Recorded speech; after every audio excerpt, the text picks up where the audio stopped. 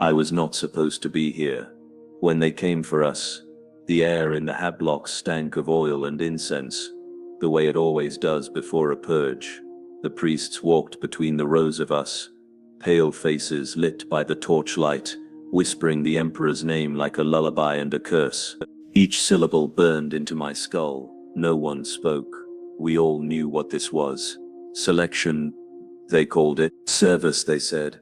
But everyone in Hive Varelia knew the truth. When the ecclesiarchy calls for offerings, someone never comes back.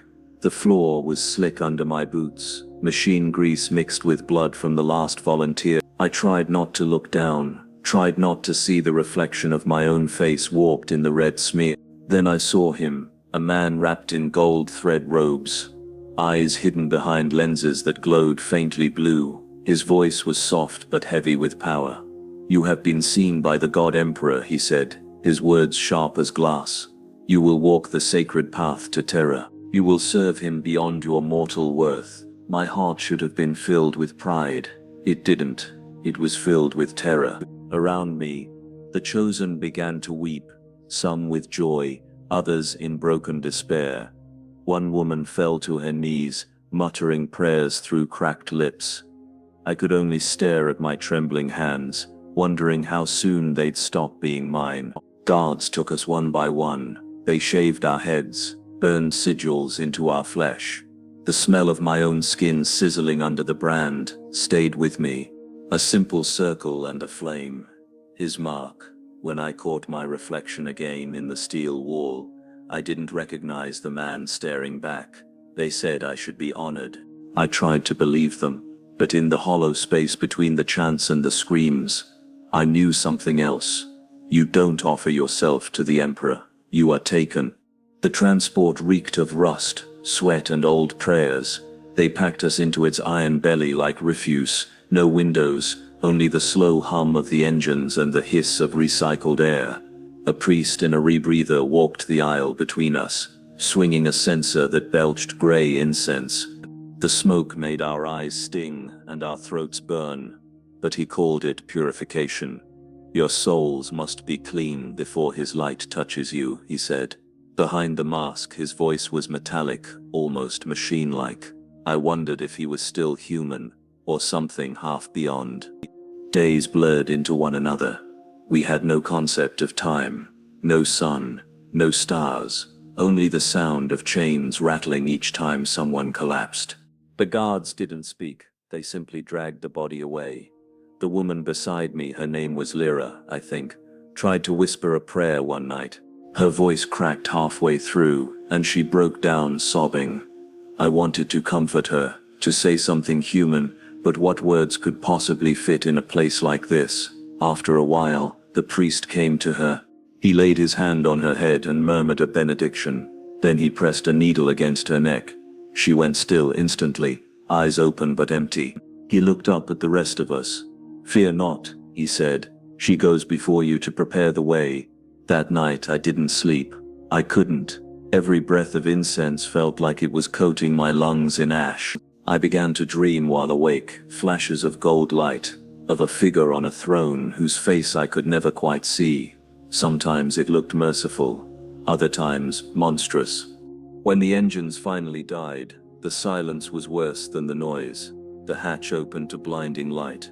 I stumbled out, gagging on the sudden clean air, cold, sharp, almost holy. In front of us rose spires so vast they pierced the clouds, shining with the light of a dying sun. Terra, the cradle of mankind, the world of gods and ghosts.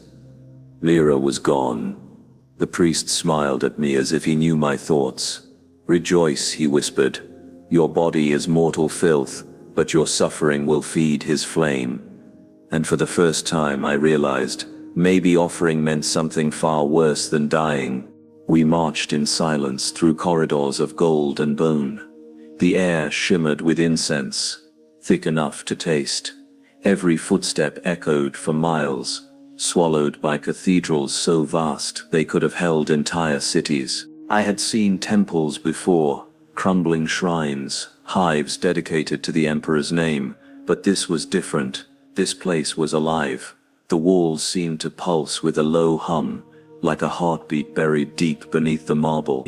Tech priests glided past us, their faces hidden behind metal masks, tubes hissing from their backs.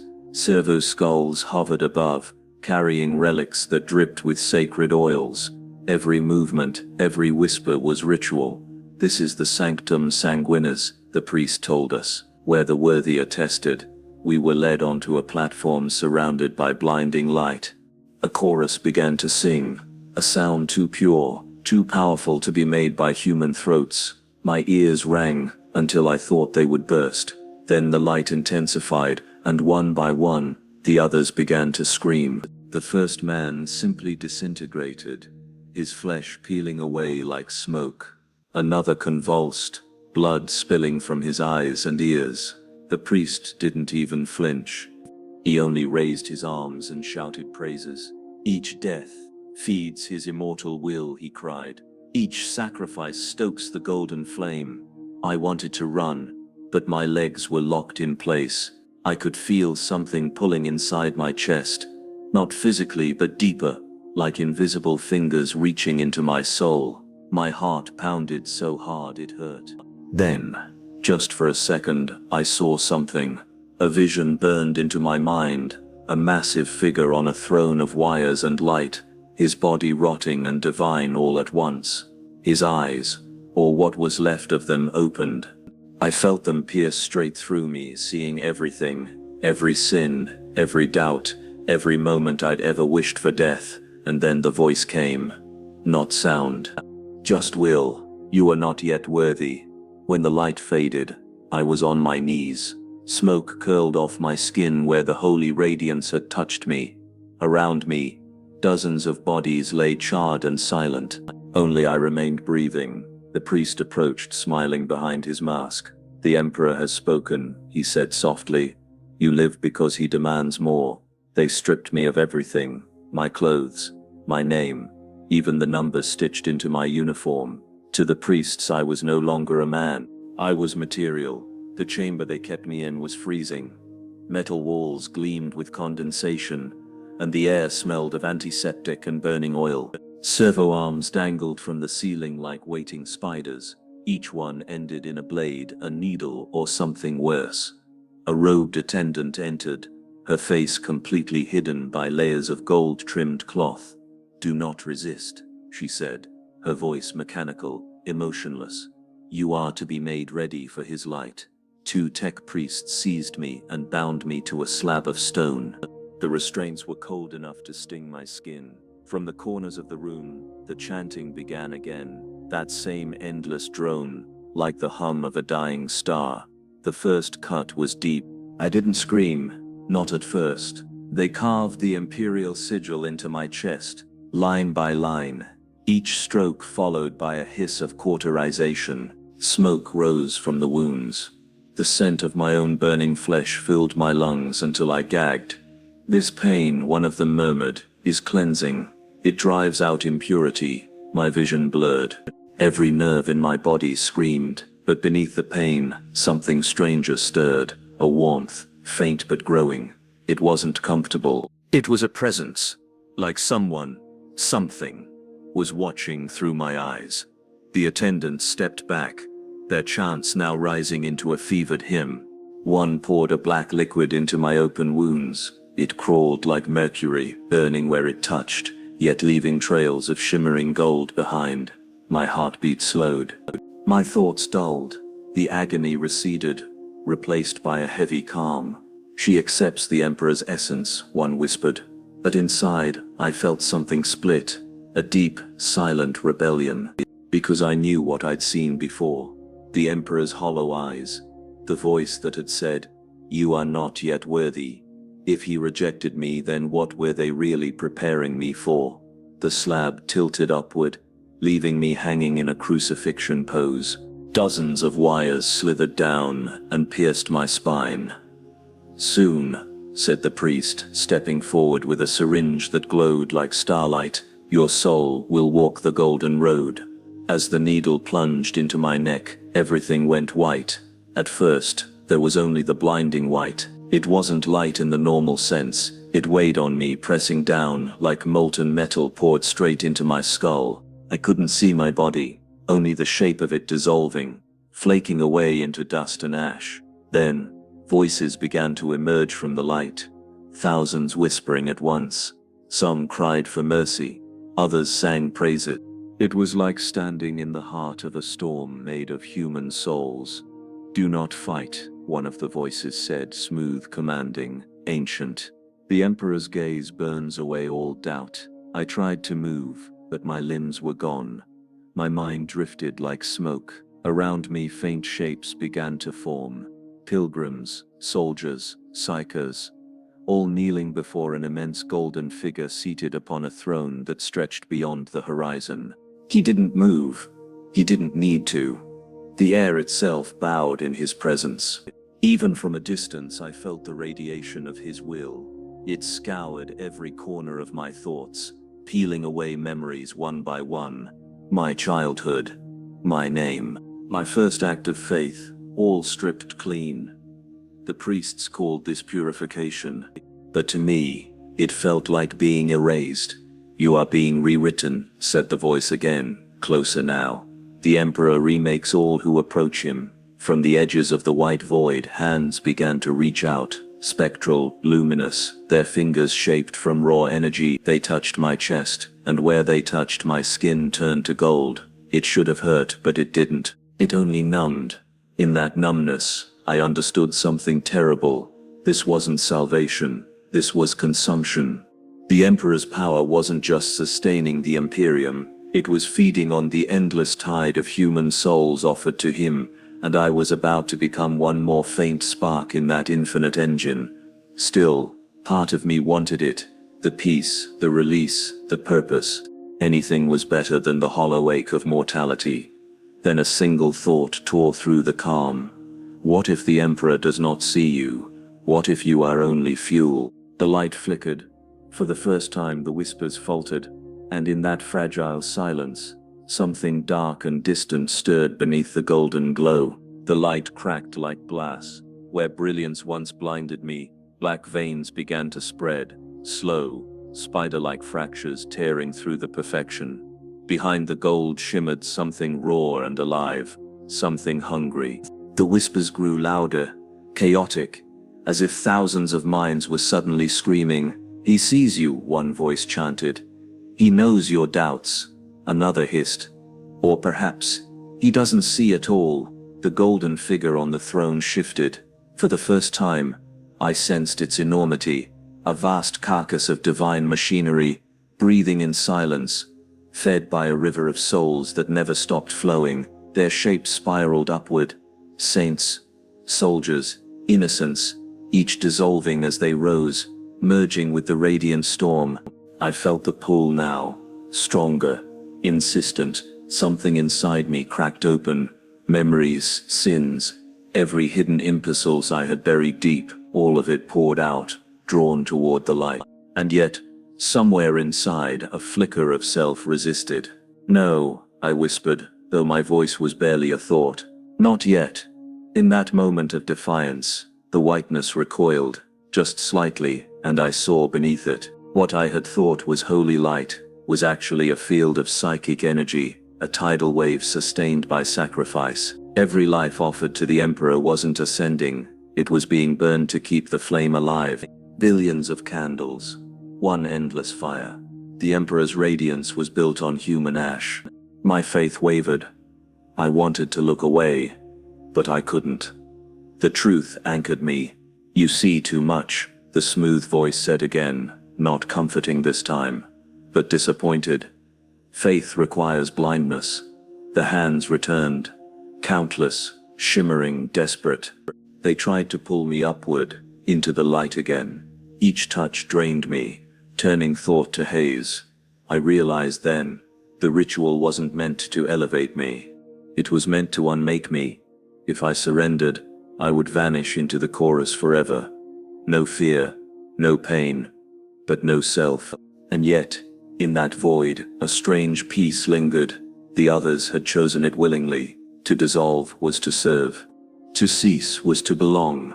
Between the pull of annihilation and the instinct to survive, I hung suspended, a single spark caught between godhood and oblivion, and the throne waited, silent, expectant. The golden light shifted again, no longer blinding, but pulsing, breathing. I could see movement within it now. Shadows flickered through the radiance, silhouettes of the souls who had already given themselves. They weren't gone. They were working, millions of them, all fused into one endless system, an engine of consciousness that hummed beneath the God Emperor's throne. Their faces melted into each other like wax, their voices combining into a single hum that vibrated through my bones. So this was the truth of being offered. You didn't die. You became a function. A priest's voice echoed from somewhere in the real world, distant but clear. Another life for the throne. Let the light take what remains. I realized then that my physical body was still kneeling before the altar on Terra, surrounded by the chanting of 1,000 adepts. My flesh trembled as psychic fire consumed it. The walls of the chamber rippled, warping with raw energy. Blood ran from my nose and eyes, but I couldn't feel pain anymore. Only the steady pulse of the Emperor's will. And then I saw her, a soul ahead of me, a woman wrapped in luminous ribbons of gold. Her face was serene, untouched by fear. "Do you see it?" she whispered, her voice echoing across dimensions. "What do we become?" She reached toward me. Her hand was pure light, yet her fingers trembled. Even in divinity, she looked tired. "I can't feel anything," she murmured. "Not sorrow, not joy. Just purpose." Her words cut deeper than the fire ever could. She had given everything, and in return, lost what made her human. "Why do you resist?" she asked gently. I wanted to answer. I wanted to tell her that I didn't fear death, only forgetting, but my mouth no longer worked. Thought and sound no longer obeyed me.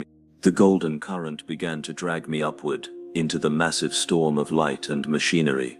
All around me, millions chanted the same word, over and over, in perfect synchrony. Serve. And in that word I understood both the beauty and horror of devotion. That to serve the Emperor truly was to become him. The light thickened around me, turning from radiance to substance, heavy, liquid gold. Every motion felt like pushing through honey. The voices around me fused into a single unending hum. I tried to breathe, but breath was meaningless here. My body was dissolving, every atom being rewritten into something both holy and monstrous. Then I saw it, the golden throne. Not as a symbol or relic, but as it truly was. A mountain of machinery, endless in depth, carved with faces screaming in silence. Their expressions weren't carved, they were alive. Each soul bound within the metal still pulsed faintly with awareness, trapped in the circuits and cables like veins of light. They were the ones who had come before me. Psychers, saints, sacrifices, all melted together into the machine that kept the God Emperor alive. I felt the current pulling me closer, like gravity. My consciousness stretched thin. For a brief moment I touched the Emperor's mind, and it was infinite. It was like standing at the edge of eternity, feeling every prayer, every scream, every dying breath across the galaxy. Planets burning, armies kneeling, the endless suffering of humanity flowing into one being who bore it all without breaking. And for that instant, I understood him. He wasn't sleeping, he was enduring. Every soul offered to him became another thread in his endless pain and his endless strength. I could feel myself being woven into that tapestry, my name, my memories, even my face, all fading like smoke. But beneath the fear, something else stirred: awe. Because the Emperor wasn't a god of mercy or vengeance, he was a god of burden. And now, that burden was mine too. Somewhere in the vast psychic storm, the woman's voice returned, softer, barely a whisper. "Don't fight it. We hold the galaxy together." Her light flickered beside mine, merging, fading. For the first time, I didn't resist. I let go. And as my final thought scattered into the current, I realized this was not death, nor life. It was an eternal service. The last echo of my humanity slipped away as I joined the chorus that sustained the Emperor's flame, and in the darkness beyond gold, I began to sing. I was no longer a man. I was light and sound, a vibration within an ocean of psychic fire. The last boundary between me and him had dissolved. The Emperor's consciousness flowed through every atom of what I had been, burning, reshaping, consuming.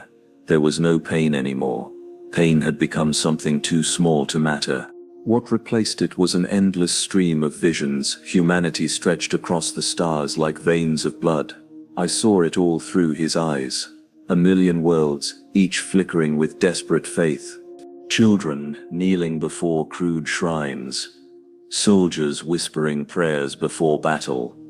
A mother clutching her dying son beneath a hive city's broken sky. All of them reached out, and we, the countless souls bound to the throne, felt every prayer touch us like gentle sparks, and we answered.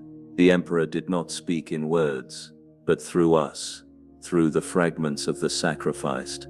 Together, we were his voice, his will, his eyes turned upon the Imperium. When a navigator charted a safe course through the warp, it was our burning light they followed. When a psyker called for the Emperor's guidance, it was our agony that reached back to steady their mind. But the price was eternal. I felt myself fragment with every heartbeat. Though my heart no longer beat, memories shattered and drifted like ash in a solar wind. My home, my name, my mother's face, gone. What remained was duty. Hold. Guide. Endure. Somewhere in the vastness of the psychic sea, I sensed others near me, billions of souls bound like stars in a constellation of suffering. Some screamed endlessly, others whispered hymns, some were silent, lost long ago to the blinding light of divinity. I wanted to join the song, to find solace in it, but even in surrender, a small ember of my former self flickered, not rebellion, but memory, a question. Does he remember us? As if hearing the thought, the Emperor's vast presence shifted. For the briefest instant, I felt warmth, recognition, a whisper deeper than words, yes. And then, I was gone again, a ripple in his infinite will. I no longer existed, but through him, I still served. In the great hall of the Adeptus Astra, Telepathica, the scent of incense still clung to the air, a faint trace of burnt flesh and sanctified oils. The offering had ended only hours ago, yet the chamber remained heavy with what had occurred. Acolyte Mera stood beside the sealed bulkhead, her gloved hands trembling. She had watched the ritual from behind the reinforced glass, seen the screaming psychers, felt the psychic tremors crawl across her skull like cold insects. Most could not endure such proximity, but she had been chosen to record the Emperor's blessings firsthand, or his hunger. She wasn't sure anymore.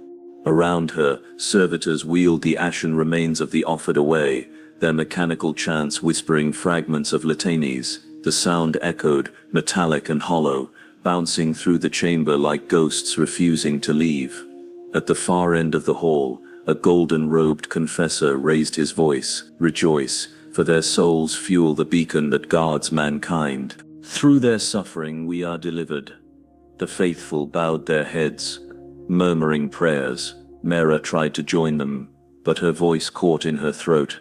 Behind her eyelids, she still saw one of the chosen, the man whose eyes had burned brightest. His face twisted between terror and awe, as light devoured him. He hadn't begged for mercy, he had whispered. For humanity, those words wouldn't leave her mind. Outside the sanctum, Terra's skies were dark with storm clouds.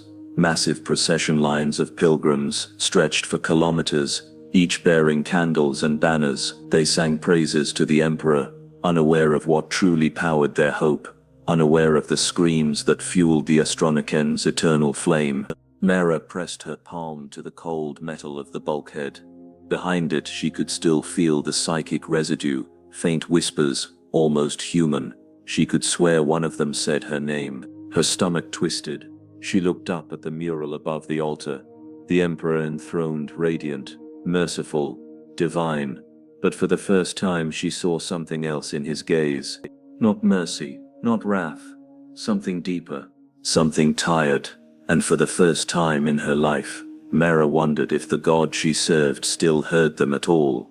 That night Mera dreamed of light, not warm or divine, but the kind that burns through bone and memory. She stood in an endless white void, surrounded by faces she recognized. The offered psychers.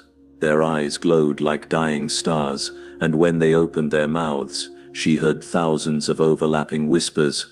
"We see you, Mera. We see what you saw." She tried to turn away, but the light shifted, revealing the Emperor's golden throne towering over everything. It pulsed, alive, breathing, bleeding energy into the void. And within that light, something vast and broken moved. A shadow within the sun. Mera woke up with a scream. Her quarters were dark, the air thick with incense and oil fumes. A faint humming sound came from the Vox shrine, static, punctuated by distant chanting. Her reflection in the shrine's mirrored surface looked older, drained. Sweat clung to her robes. She leaned closer. The static grew louder. Then, through the noise came a voice. Distorted, familiar. "He does not see us anymore. Only the flame." Mera stumbled back, knocking over her candle. The flame flickered across the metal walls, casting warped shapes. She tried to compose herself, whispering the litany of faith under her breath, but each repetition sounded weaker, more hollow. The next morning she was summoned to the confessor's chamber. The man's face was hidden behind a golden mask, his tone calm but sharp. "You've been seeing things, haven't you, Acolyte Mera?" Her throat tightened. "Just dreams, Holy One." He leaned forward. "Dreams are the Emperor's tests. Be thankful. He still looks upon you." But as he spoke, she noticed his fingers trembling, faint tremors betraying fear. Behind him, a psyker bound in runes writhed in silent agony, his eyes leaking golden tears. Mera couldn't tell if the confessor was lying or simply trying to convince himself. When she left, she passed by the chamber of offerings again. The servitors had cleaned it spotless, but she could still smell the faint iron tang beneath the incense. And as she turned to leave, the Vox units crackled once more. "You can't unsee the truth, Mera." This time, it wasn't a whisper, it was her own voice. Mera descended into the lower sanctum that night, the restricted zone only the high confessors were permitted to enter. The steel corridors there breathed heat like a furnace, and every echo seemed to carry a ghost of pain. She moved quietly, clutching a flickering lumen. Around her, mechanical arms stirred in alcoves, dripping oil that smelled faintly of blood. Her heartbeat thudded against the metal. She had to know. She had to see what became of those offered to the Emperor. The first door she found was marked Excommunicatus. Beyond it lay rows of containment tubes. Inside, psychers floated, half dissolved, their eyes glowing like molten glass. Each pulse of energy from their bodies was siphoned through golden cables, feeding upward toward the throne room conduits. They weren't dead, not yet. They were alive in suffering, their souls stretched thin between life and eternity. Mera staggered back, bile rising in her throat. She stumbled deeper, into another chamber. This one was worse. A massive cogitator hummed, projecting ghostly silhouettes in the air, echoes of the souls as they were consumed. For each new offering, a flare of light burst, and a face appeared for just a moment, twisted in silent horror before fading into data static. Their agony was fuel, their faith currency. Mera fell to her knees. This can't be his will. But the machine responded with a sound, a deep mechanical growl, followed by something else, a whisper beneath the static, like the sigh of countless lost spirits. "He does not choose. He endures." The words felt like a revelation and a curse. She turned, trembling, to flee. But standing at the doorway was the confessor. His golden mask glowed faintly under the lumen light. "Now you understand," he said softly. "The Emperor's mercy isn't gentle, it is endurance. His pain feeds the galaxy." Mera stared at him, unable to speak. He stepped closer, resting a hand on her shoulder. We all serve in agony. Some as priests, others as fuel. Behind him, one of the containment tubes cracked open, releasing a flash of psychic energy that filled the room with burning light. For an instant, Mara saw faces, millions, whispering one word together: stay. The upper spires of terror glowed like molten gold beneath the storm clouds. Pilgrims gathered in endless waves, their torches flickering as they chanted praises to the God Emperor, their savior, their protector, their flame in the void. None of them knew what Mara had seen below.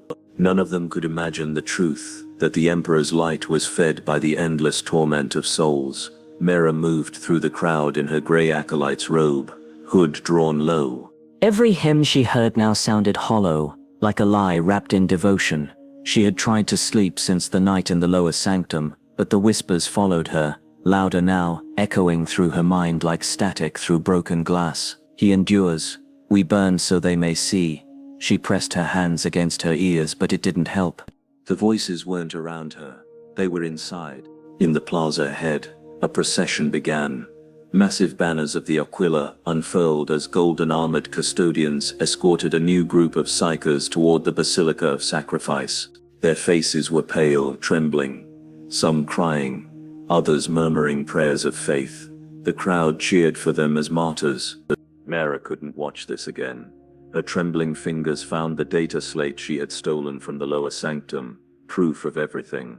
Images, recordings, sacred logs. It could unravel centuries of Imperial propaganda. But what would happen if she released it? Panic, heresy, civil war. The entire Imperium depended on belief, not truth. She turned to leave, but a hand caught her wrist. You've seen it too. A man in tattered robes, eyes sunken with fatigue, stared at her. His voice was hoarse but steady. They call us heretics, but we're the only ones who understand. The Emperor is not worshipped. He's bled dry. Mara froze. For the first time she realized the rebellion already existed. Silent, scattered, waiting. Join us, the man whispered. Help us end this cycle. The crowd's roar rose as the new sacrifices were led inside. The sky thundered above them. Mara looked at the basilica, then at the slate in her hand. Her heart pounded. Truth or peace? Faith or fire? Her decision would echo across the stars. Mara followed the man through the labyrinthine alleys of the lower hive. The golden light of the spires faded behind them, swallowed by the mechanical haze that cloaked Terra's underbelly. Steam hissed from broken vents, servo skulls drifted like ghostly watchers. Every corner they passed whispered danger, not from heretics, but from truth itself. The man finally stopped before a corroded service hatch marked authorized tech priest access only. He tapped a sequence on the panel, ancient code, older than most planets in the segmentum. The door creaked open, revealing a dim chamber filled with flickering hollow projectors and rusted shrines. Dozens of faces turned toward her, men and women, priests and soldiers, psychers and scholars, all marked by the same haunted understanding. On the central wall, an image flickered, the God Emperor, not radiant upon his throne, but entombed within it. Tubes pierced his withered flesh, and thousands of ghostly forms circled around him, the souls of the sacrificed. This is the truth of the Golden Throne, the man said quietly. He endures because he consumes. The Astronomicon burns with our lives. Mara stepped closer, the images reflecting in her wide eyes. She could feel the hum, a pulse, like the beat of a dying heart echoing across light years. It wasn't divine. It was mechanical, desperate, starving. Why show me this? She whispered. Because you still believe, he replied. We don't need faith anymore. We need choice. His words cut through her like a blade. For all her life, belief had given her purpose. To serve the Emperor was to live for eternity. But now eternity looked like torment. Endless sacrifice disguised as holiness. Her data slate felt heavier now. It contained everything. The logs, the confessions, the rituals, the entire machinery of worship laid bare. She looked around. These people were no cult. They were survivors of revelation. If we destroy the throne, she began. The man's gaze was steady. Then humanity faces the void without light. But maybe, just maybe, we'd finally be free. Mera closed her eyes. The whispers of the psychers echoed in her head again, not of fear but of release. For the first time she wondered if death might be a mercy the Emperor himself had long been denied.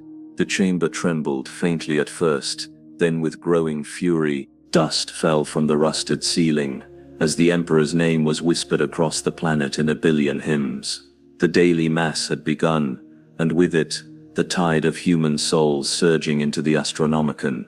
Mera clutched her data slate, heart hammering in rhythm with the distant thrum of the golden throne. The others watched her, silent, expectant.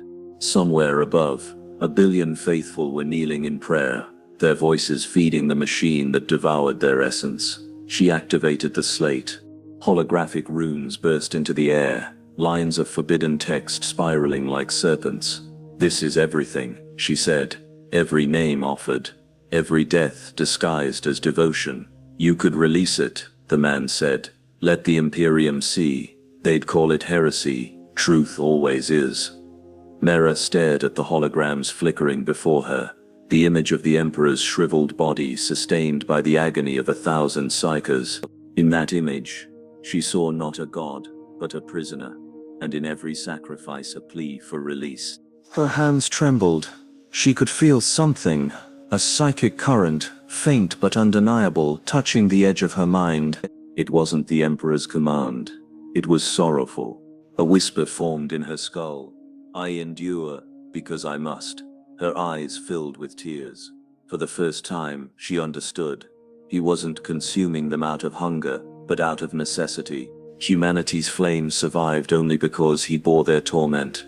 The Emperor had become both savior and executioner, a god chained to his own mercy. Mera deactivated the slate. Silence filled the room. "You won't expose it," the man said, his voice breaking. "No," she answered, "but I won't worship it either." She turned toward the hatch. Outside, the hum of the city returned. Endless, mechanical, alive. The hive continued to function, oblivious to the truth buried beneath it. Before she left, she looked back once more. "If he endures for us," she said softly, "then maybe the least we can do is remember why." The door closed behind her. The light flickered. And somewhere deep within the palace, beneath mountains of steel and prayer, the Emperor, or what was left of him, stirred for a moment. Not in anger, not in power, but in gratitude.